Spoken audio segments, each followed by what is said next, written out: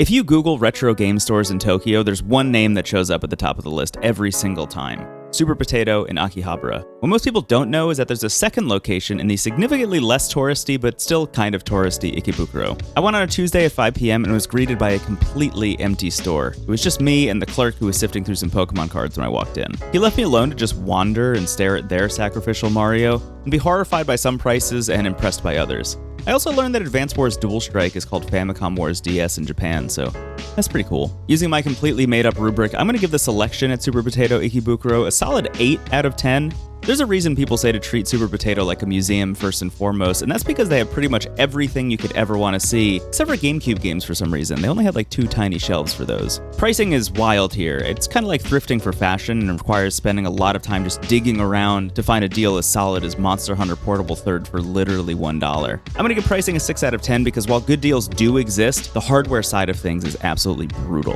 Vibe at this location gets a 7 because the solitary shopping experience was actually pretty enjoyable, but also a little bit creepy. I'll award a bonus point because their sacrificial Mario is actually just Rob getting his revenge for becoming a bike in Mario Kart World, giving Super Potato and Ikebukuro 22 points out of the maximum 31. It's a good store and it's a bit out of the way from most of the major neighborhoods that tourists usually end up in when bouncing around Tokyo.